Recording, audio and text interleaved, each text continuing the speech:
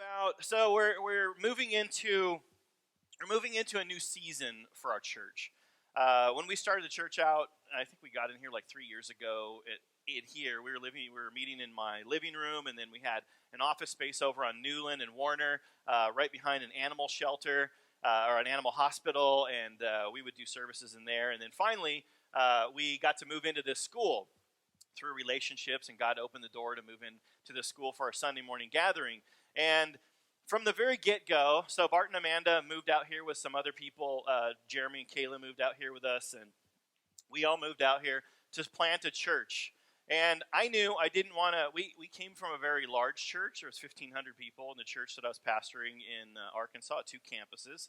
And Amanda and I, for the most part, we led our campus of about 800 or 900 people with just volunteers.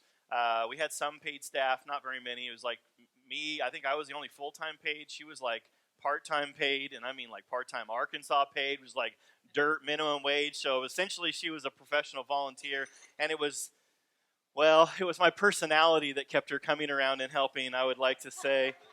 Not the hand of God on her life. And Bart just really loved me from the get-go, so he's like, you need to go work with that guy. And I mean, it was amazing from the very beginning. None of that's true, except that they helped us plant the church, and Amanda didn't make hardly any money. I didn't make hardly any money working there either. But we did a lot of things with volunteers, and I've grown up in church. And I never thought I would be a pastor. I never thought I would lead a church. Never wanted to do any of those things. I wanted to be a financial advisor. I wanted to live in Huntington Harbor here, where my office was. And I wanted to raise my children in Huntington Beach and have a good life. And God saw something else fit for my life. And I wouldn't change anything at all. The process has been an amazing journey. But we're moving into a new season, because see, when we started Activate Church, I grew up in church where, I don't know if you guys have been in, raise your hand if you've been in different churches throughout your life. Whether you popped in and out, or maybe you just went as a kid. And, I don't know how, but most churches look the same way, right? They're very similar. Like, everything they do is very similar. They have the same types of programs. They say they're going to do the same things. We're going to connect, grow, and serve, right? They got the pictures on the wall. And the reality is when we were in Arkansas, we had a large church, and we were doing a lot of Sunday morning services, but we were not making an impact on the community that we found ourselves in. Not in the way that I think 1,000 people should be able to. I want you to think about that. What do you think 1,000 people should be able to accomplish if they were behind one dream, God's dream of building the kingdom, if they were generous with their money, if they were generous with their time, if they saw their lives as about building God's kingdom instead of their own comfortable lifestyle? And if you ask me that question, I'd say 1,000 people could do a lot. A lot. And, I wanted to start a church that was different. So we were doing that, and I was seeing the church like a revolving door. People would come, they'd stay for a few months, then they'd leave for a couple years, and they'd come back for a few months, and they'd leave for a couple years. And I was like, are we really growing people? Are we really making a difference in the community we find ourselves in? And I didn't think so. See, this church is a desire of mine to do things differently. If you knew me, you'd probably know that I was a contrarian, which means if everybody else is doing things one way, if you ever played the games Lemmings, ever play that game Lemmings on the old, yeah, there we go, we got one in the back. You play Lemmings, and once you get one lemming, it was actually in Zootopia, when he sold the first popsicle to the first lemming, it just took one person to take that popsicle, and then all the rest of the lemmings just followed and did the same thing. They didn't ask, why are we buying popsicles? He just came over, gave their $2, bought the thing, threw the stick in the trash can, and they recycled them. So all he had to do was get the one lemming. And I feel like the church in America has become a lot like that. We look at the church down the street. What are they doing better than us? Let's do it better than them. Or let's do it more like them. So if you go anywhere throughout the nation, I don't know if you've traveled, but if you go anywhere throughout the nation, a lot of Christian churches look about the same. They do about the same things. There's not really much of a difference. And, Justin and I were talking just a couple weeks ago, because we spend a lot of time together because we're in business together, but these conversations come up, and I said, I wanted to start a church that was led by the people, because I believe that that's what Jesus had in mind. I believe that that's what God had in mind when he said, I will build my church and the gates of hell will not prevail against it. I believe he thought he would raise up every person who would say, God, I don't know how I'm going to follow you. I don't know why I'm going to follow you, but I trust you and I want to believe you, and I believe you're going to give me a better life if I surrender it to you, and I want to do that. And as we do that, God uses our unique talents and abilities, giftings, to reach people who are far from God. They're not all the same. When you look out in society, people are all so different. And they need somebody who's different, just like you and like me, to reach them. And I wanted to start a church, all volunteer. So when Amanda and I were putting our bylaws together, I said, look, I don't want to be paid from the top. I don't want to get paid. Because I want to be able to ask anybody who gets involved with our church from the top down, no matter what they do, I want to say, you know what? It's a volunteer-led church. We believe that we have time, that we're supposed to be about God's kingdom, and we can make a difference if we give our lives to something greater than ourselves. We believe it's going to build that type of community. And why are we pursuing getting more people involved? Why are we doing this? Because here's why. I ask this question. If you think about the way that the American church is structured, you know, people come on Sunday mornings, they sit down, they listen to somebody, they leave. Come on Sunday morning, sit down, listen to somebody, and they leave. Come on Sunday morning, rinse and repeat. Maybe they go to a small group during the midweek or on a weeknight or something like that on a Sunday night. Maybe that's it. But for the most part, that's typically what a Christian church looks like. And I ask this question because I always try to figure out, like, why are we doing this? And I ask this question: if Jesus were to return and start a church, what would it look like? Like if God's son Jesus came down and said, you know what, you guys are kind of mucking it up a little bit. Let me give you an example again of what it looked like. Do we think Jesus would come down, raise a lot of money, purchase a building, and then invite people to come sit in an air-conditioned building with a Starbucks inside? Do we think, raise your hand if you think that's what Jesus would do. Like none of us think that he would do that, right? But we continue to do that in city after city, county after county, rural community after rural community. I'm not exactly sure why we continue to do that, except it's like this lemming phenomenon, right? Well, somebody did it and they were successful and people started going, and then another town thought, well, we need a church in our town, right? So how will we do it? Well, in the town over there, they do it like this. We went and checked it out. We'll do it that way. It's been successful. And then another town, another city does the same thing over and over. Now, you don't even have to go to the other city. You can just watch their service online and go, hey, if we can get those band members and we can get these graphics and we can do these things, we can create a church that's successful, just as successful as the one down the street. And I'm not sure exactly, I'm not sure exactly why we could do that, but nobody could know exactly, but I think I know why we do this. I think I know why, because it's easy. It's easy.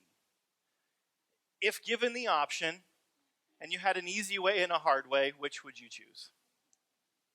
Right? I mean, Staples had a marketing campaign, like it was the easy button, right? They literally sold plastic buttons that you push it and it said, that was easy. Boom, that was easy. We try to find the comfortable, easy way. Get a big building, take in lots of money, get a bunch of people in the seats for an hour or so a week, have a few people at the top, lead the heap of people doing everything else. These are questions that when asked, they're easily answered. Should we do it that way? My answer is, I don't think so. You know why? Because like me, I know I have talents, gifts, and abilities. I believe you have really cool talents, gifts, and abilities. And I believe this because I believe our God is super creative. When I look out at everything that our God has created, when you think of all the hundreds of thousands and millions of species of animals that are on the face of this planet, you ever seen a platypus? That's creative, man.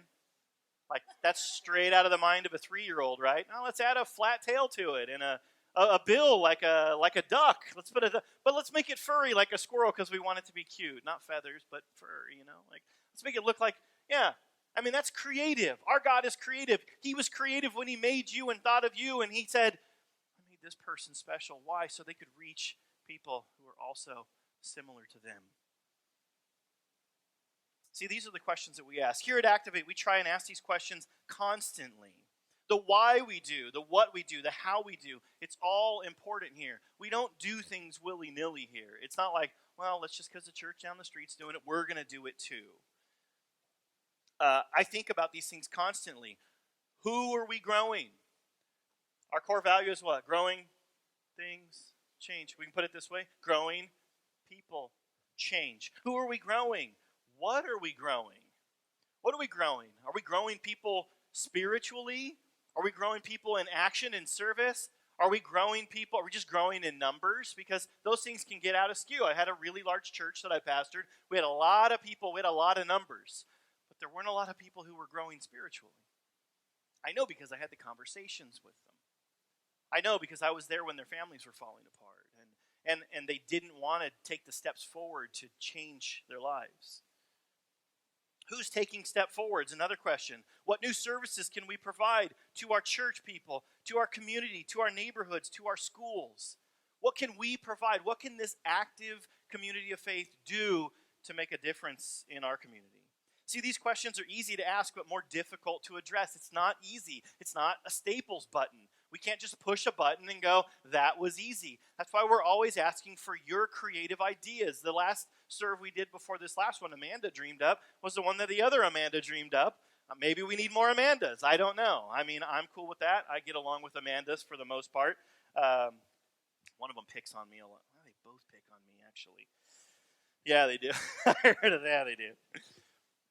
But these are the questions we want to ask. I want you guys to get involved, because the more you get involved, the more creative we are, the more communities we can impact, the more people's lives that can be changed as a result of getting them connected with God. And I taught about this literally about a year ago. It was like September the 7th or 11th or something like that, about a year ago, about decentralized leadership here at Activate. See, I believe decentralized leadership is God's way. We use everybody to get involved. See, the problem as I see it is that in our churches we expect to have leadership, paid people at the top do all of the work of the church. Except when we need you to bring candy for Halloween or something. Just drop it off at the table right there. But we don't ask anything more of you. You guys are highly competent people. You guys run businesses. You put rockets in the air. You do all kinds. You keep planes in the air. You engineer new things. You make water go uphill. You guys do amazing things. And in the church, we ask you to hand out a paper. We take all this talent and we boil it down and we go, hey, you think you could say hi to somebody and just hand out paper on the weekend? Yeah, that'd be great. It'd help us so much. It'd help us out a ton, man, if you could just hand this paper out. I always thought, couldn't they just pick it up themselves? I could. If it was on my seat, I could just pick it up. I could totally do that. See, there's more work to do for the kingdom than could be done by a few people at the top. And at Activate Church here, there are a lot of things that we want to do. There are a lot of dreams. Amanda and I have had hundreds of conversations of where we're going next, what we're doing next. And the reality is, we can't do those things until you get involved and bring a piece of your life and say, you know what, I'll submit that, I'll surrender that, I'll give that to the kingdom. Here's what I'm really good at. Here's what I think I could do. Maybe I'm not really good at it, but I'm interested in it, and I want to get involved. Now, in the Bible, Moses had the same problem. Moses was leading the children of Israel, and when you get a bunch of people together and you get them out in the desert, they're going to fight, right? It's hot and not a lot of food, and they're in tents and it's dirty, and people are going to have trouble, right? So he's judging all the children of Israel, right? Because they're coming to him, and people are watching him just stand around all day long, and he is just going through, listening to what's going on, and then judging as righteously as he possibly can. And in Exodus 18:13 through 27, it says this: the next day, Moses took a seat to serve as judge for the people. And they stood around him, like I was saying, from morning till evening. When his father-in-law saw all that Moses was doing for the people, he said, "What is this you are doing for the people? Why do you alone sit as judge? Why are all these people stand around from you morning till evening?" Moses answered him, "Because the people come to me to seek God's will. Whenever they have a dispute, it's brought to me, and I decide between the parties and inform them of God's decrees and instruction." And Moses' father-in-law, because he was older and had a little more wisdom, he says, What what you are doing is not good. How many of you are like your father-in-law or mother-in-law to tell you, what you're doing is not good? You're like, man, I'm busting it over here. I'm doing all that I can to be the best person I can. Then your mother or your father-in-law comes in and says, yeah, you're doing it all wrong. How many of you have had that happen? Yeah, not enough hands up right now, or not enough mother and father-in-laws. That's all I got to say. So his father-in-law replies, what you're doing is not good. Verse 18, you and these people who come to you will only wear yourselves out. The work is too heavy for you. You cannot handle it alone. Listen now to me, and I will give you some advice, and may God be with you. You must be the people's representative before God and bring their disputes to him. Teach them his decrees and instructions, and show them the way they are to live and how they are to behave. But select capable men from all the people, men who fear God, trustworthy men, who hate dishonest gain, and appoint them as officials over thousands, hundreds, fifties, and tens. Have them serve as judges for the people at all times, but have them bring every difficult case to you. The simple cases they can decide themselves. That will make your load lighter because they will share it with you. If you do this, and God so commands, you will be able to stand the strain, and all these people will go home satisfied. Verse 24, Moses listened. This is important. When wisdom comes to you, no matter where it comes to you from, it might be your mother or father-in-law. It might be your boss. It might be your sister. It might be your brother. It might be your ignorant child. The Bible says, out of the mouths of babes. Moses listened to his father-in-law and did everything he said. He chose capable men from all Israel and made them leaders of the people, officials over thousands, hundreds, fifties, and tens. They served as judges for the people at all times. The difficult cases they brought to Moses, but the simple ones they decided themselves. Then Moses sent his father-in-law on his way, and Jethro returned to his own country. The problem as I see it, is that churches are trying to bring the kingdom of heaven to earth. We have a rotten, dying world out there that God sent his very own son to redeem and make whole. And then we built this bureaucracy called the church where we put a few people at the top of these institutions and we're trying to get it done. And I don't think that's the right way. It's too much burden. You ever hear of pastors burning out, doing things they shouldn't do? Cheating on their wives, embezzling money from churches. These things happen, and it's like appalling, and you wonder, how could somebody get there? But I'll tell you this. If you run yourself ragged, and you're worn out, tired, beat up, and your life is, you just feel like, man, I got nothing left to give, you'll probably give in to most anything because you're weak at those moments. So this church, I don't want it to be that way. That's why a lot of the things that you guys might be thinking we should be doing, we know that. There are the things, some of you guys say, hey, we should do this or we should do that. And I go, yeah, we should. But I'm not going to do it because I do enough already. And Amanda does enough already. And the others of you and Bart does enough already. And, it's, the reality is we need you to get involved so that we can do more. Does that make sense? You guys follow me? Are we together on this? So here's the problem. Bart, put up the slide of the centralization.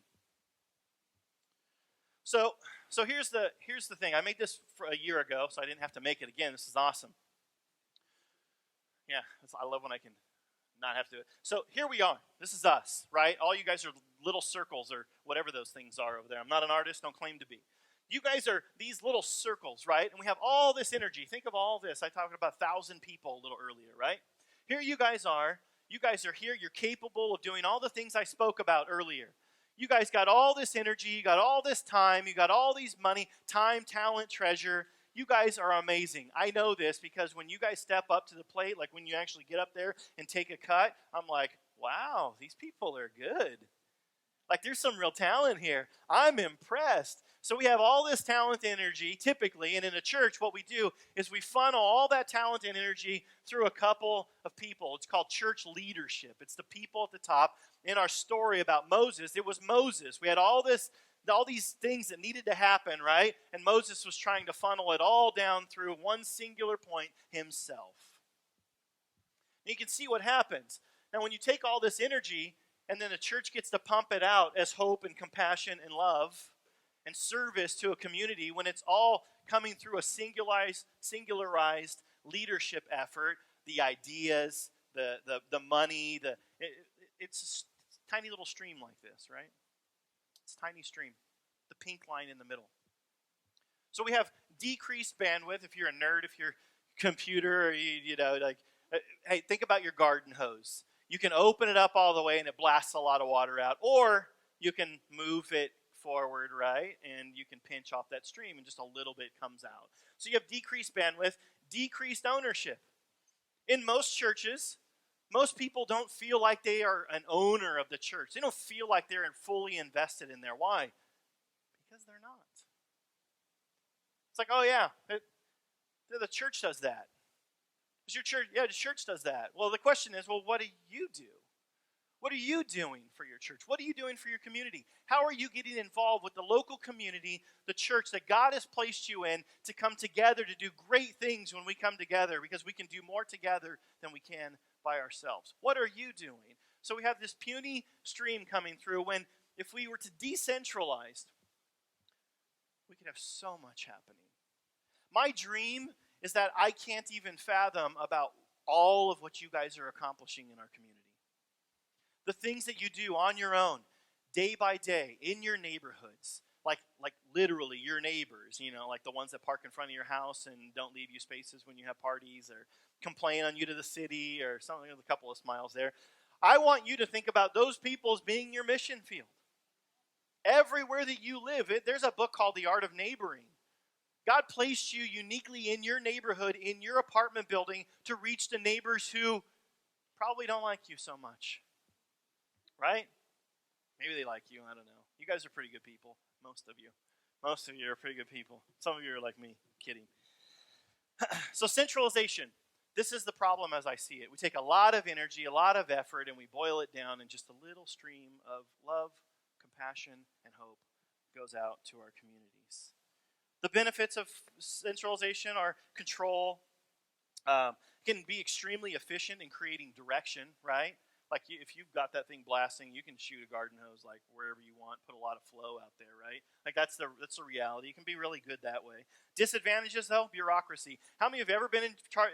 You've had an idea at a church and you wanted to have something happen, you wanted to do something, you wanted to get involved, and they're like, well, you got to talk to Pastor so-and-so.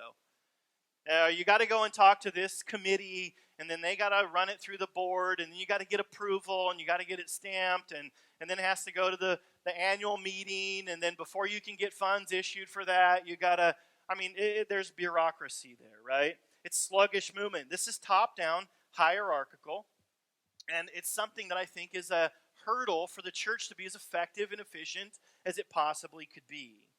See, here at Activate, we want to decentralize ministry and direction and implementation. That's why when you have an idea, we try to get all the hurdles. Amanda and I literally try to give you as much freedom as possible because we want to get the hurdles out of the way for you to do what you want. When Mandy directed our last serve, it was just like, tell us what you need.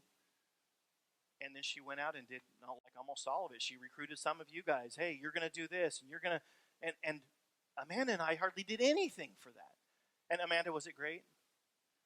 Air high five. Boom, right? It was fantastic. And the serve was fantastic. And what we were able to accomplish was fantastic. See, we want to decentralize ministry so you guys can get more involved. Jesus came to give power to the ordinary by making them servants. Let me say that again. Jesus came to give power to the ordinary, not top down, but by becoming a servant. This power comes from an inverted hierarchy, the opposite of decentralization, of centralization. Here's what Jesus teaches in Matthew 23. I'm not going to dig into it. The part I'm not going to read is the really fun part when Jesus goes off on the Pharisees. It's really cool. But in Matthew 23, 2 through 12, it says this, and we're going to get to my point right here at the very end of these, but it says this: the teachers of religious law and Pharisees are the official interpreters of the law of Moses. So practice and obey whatever they tell you, but don't, what does it say? But don't follow their example. For they don't practice what they teach. They crush people with unbearable religion. Think about this. This is Jesus like throwing down to a bunch of Jews, calling out the leaders of the Jews, the current administration, right? The church leaders, the synagogue leaders. This is Jesus. This is what he's saying to the people in front of these people. You can figure out why they wanted to put him to death, right? So he says this, for they don't practice what they teach. They crush people with unbearable religious demands and never lift a finger to ease the burden. Everything they do is for show. On their arms, they wear extra wide prayer boxes with scripture verses inside. And they wear robes with extra long tassels. And they love to sit at the head table at banquets and in the seats of honor in the synagogues. They love to receive respectful greetings as they walk in the marketplaces and to be called rabbi. Don't let anybody call you rabbi, for you have only one teacher, and all of you are equal as brothers and sisters. Think about that. This is Jesus taking the leadership thing and flattening it and saying, sure, I'm standing on the stage right now, but that's why I'm trying to get you guys up here. Teach us something. Live so close to God that you have something to say about how God is leading you, how he's making you effective with your neighbors, in your communities, in your family. I want to share those things constantly, right? Jesus is flattening this out. Don't address each other as rabbi, and all of you are equal as brothers and sisters, and don't address anyone here on earth as father, for only God in heaven is your father. And don't let anyone call you teacher. That's why I don't like it when people call me pastor. I don't like it. It's just something that, it's like, I'm no different than you. I'm just willing to put this hat on and say, guys, I'm a little bit taller because I got this dumb hat on. Follow me as I follow Christ. If you have a great idea, boom, let's put it into what we're doing. If you want to do something in the kingdom of God, I want to help you do that. If you want to start a ministry to alleviate hurt and brokenness, I want to help you do that. This church wants to get behind you. It says, and don't let anyone call you teacher. For, there's only one teacher, the Messiah. And there it is. Here it is. This is what I'm getting at. The greatest among you must be say the word. The greatest among you must be a servant. But those who exalt themselves will be humbled, and those who humble themselves will be exalted. This is Jesus saying, you're all the same. You're all my brothers and sisters. You're all brothers and sisters. You're all my children. And I have dreams and aspirations for every one of you. The question is, will you step up? Right? Will you step up?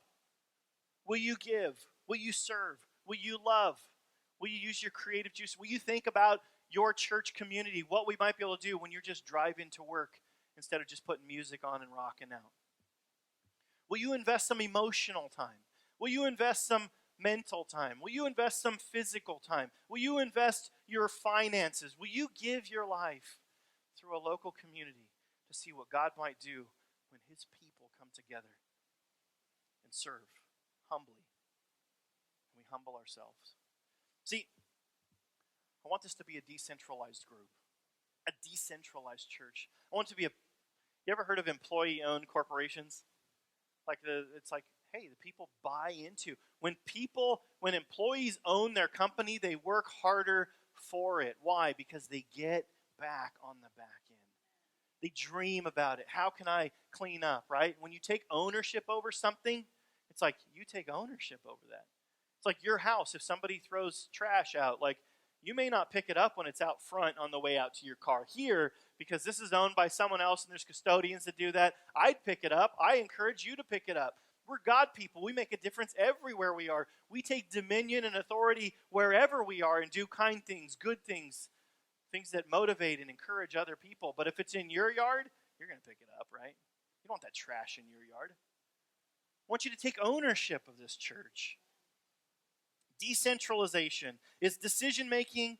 Decentralized decision-making is any process where the decision-making authority is distributed throughout a larger group. It also connotes a higher authority given to low-level functionaries. We're all flat. It's flat. I'm giving you authority to take ownership of this church and what we do. Authority to a corporation. So the vision of Activate Church, to activate the purpose of everyone in this church is inspiring, nurturing, and promoting growth in all who call this church home. That's what we're about. Growing things change. Save people, serve people, right? Like, that's what we're about here. We serve by making your dreams happen. I love what we're doing here because as soon as one of you guys says, "Oh, I got an idea," I love that some of you like, "Oh, hey, I need somebody for this, I need someone for that," and then here someone's doing murals, and here's someone real good at cleaning, and someone's real good at marketing, and these things start happening organically. And it's really beautiful to watch, just trying to create, but it takes a long time to create this type of community. But we're super excited about where we're going, and I believe we're getting to the point where we're about to take a next step into a new level of what our church is capable of doing because you guys buy in. We had like 55 people signed up, could have had more, go spend 4 days with us in Morro Bay. We had a great time together. You guys are learning how to love each other, to serve each other, to encourage one another, all these things. And it's beautiful to watch because I think that's what Jesus had in mind. I think that's what God had in mind when he put people on this earth and said, "Follow me." See, this idea we've had from the beginning is to decentralize everything. I try to not teach as often as I can by bringing you guys who are ready to teach or are learning to teach. Why? Because I believe that I can learn from you. I don't believe I have all the knowledge, all the wisdom. I believe that I can learn from you, and I believe other people can learn from you, and I believe other people will learn from you more than they might even learn from me. Because we connect with different types of people. I know a church that wouldn't say who was teaching on the weekend because they knew certain people wouldn't come if it wasn't the pastor preaching. The people would call the office and go, "Hey, who's teaching this weekend?" And if it wasn't the pastor, they wouldn't show up. So they stopped telling people who's teaching. It's just a rotation. Just show up. Be part of the community, right? Our goal here, my long-term dream, I don't say this very often, but it's a dream of mine. If you've ever been to the Dream Center, and Amanda, remind me, or Vanessa, somebody remind me, we need to schedule another trip to the Dream Center so you guys can see something that's already happening. I believe we need something like the Dream Center here in Huntington Beach, in Orange County, and I want to be the church who starts it. It gives opportunity to people who are far from God to come and serve and see what God's doing in people's lives as we surrender our lives and as we encourage and we use our time, talent, resources to make a difference in other people's lives. I want a Dream Center here where people can come in for recovery, where people can learn job skills, where God's people come in and just give their talents. Like, hey, I could tutor somebody on Tuesdays and Thursdays, and we start something that kids getting tutored in there. Why? Because they're falling behind and their parents don't know what to do. But the church can make a difference. God's people can make a difference. Why? Because God's people, God has teachers, and God has doctors, and God has dentists, and God has auto repairmen, and God has all these people. I saw a great story this past week. There was a church in Texas who hired a pastor on, and he was worked in an auto shop before. And this pastor, he had so many single moms and people coming to him, and they kept needing their cars fixed. And I do some of this on the side. Like, I fix people's cars. Why? Because I can, and I've got the time, and it's a blessing to people. And so what he did is he raised the money, and he started an auto garage. It's free for women with children who are single. Follow me here. You may not be able to start an auto shop, but maybe you're real good at doing nails, and you could make someone feel pretty. What if you did somebody's nails in your home? What if you took one night a week, invited a few people over, and you did nails? What could happen if we lived our lives in a way where we were looking for ways to use our talents to make a difference and connect other people, to build a relationship, place their hand in the hand of God through our love and through our kindness? It'd be amazing, guys. See, I don't want to become king of this place. My goal is that I don't do a whole lot here. I mean, not that I don't want to do a whole lot. My goal is that we're so effective at leading you guys that 2 years, 3 years, 5 years from now, you don't see a whole lot of me. Like, I'm behind the scenes. I have a nonprofit that I want to start up and I want to dedicate my life to, and I want to give vision and leadership to this church. I'm going to be around here forever. This place will have to kick me out, but the reality is I want to see this place be led by you, by your neighbors, by your kids. I want to see this thing be something that's so beautiful as people just step up and give their talents. It's amazing. I know it can happen. I need your help. to help us get there. It takes you stepping up. See, I don't want to be king because I know I'm a flawed individual and I can't handle the weight. You know why pastors burn out? Because they put too much weight on their shoulders. You know why we don't do as much as we possibly could do? I could work harder at this, but I choose not to. Why? Because I have 3 beautiful kids and they only get one dad. And before you guys, my kids get a dad. Before you guys, my wife gets a husband. That's important. I read in Andy Stanley's book, he said, I had pastors' kids come through my office when he'd counsel them, and he said, I never had a single pastor's kid come through and say, you know what my problems are? My dad had too much time for me when I was growing up.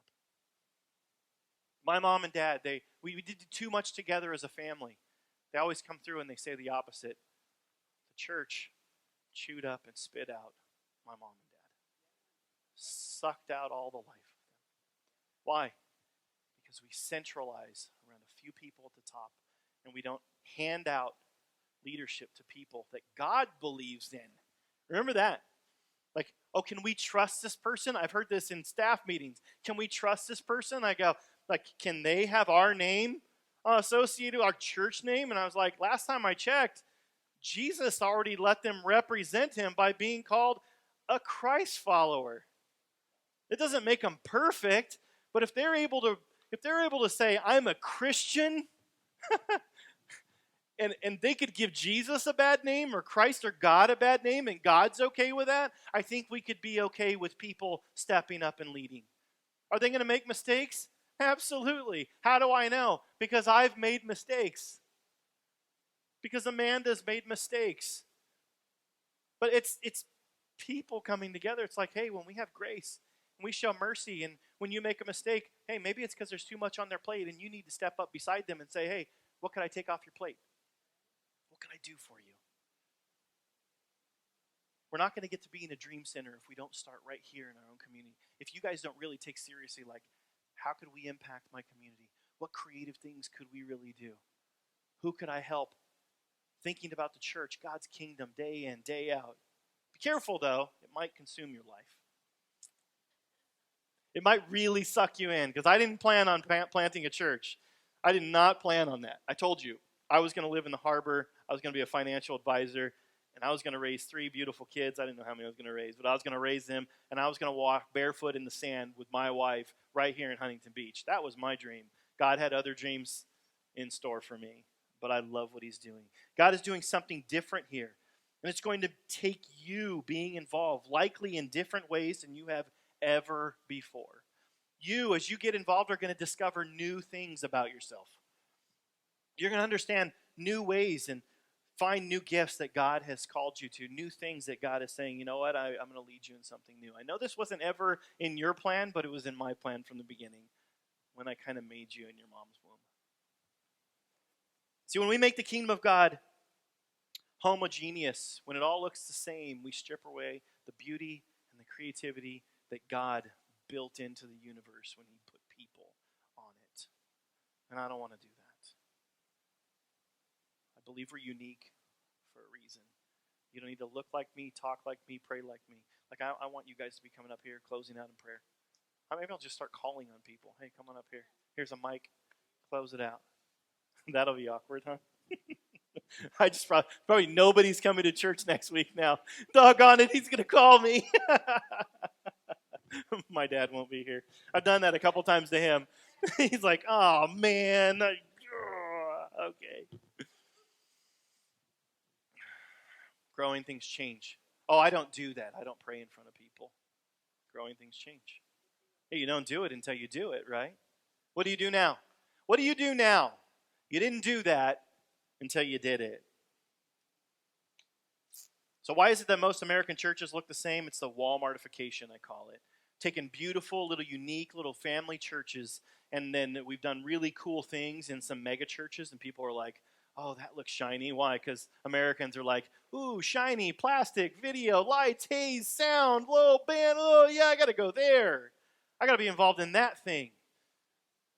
And we have to resist that urge, because church isn't about us getting what we want from it. It's about us giving our lives to the church, seeing what God might do as a result of that.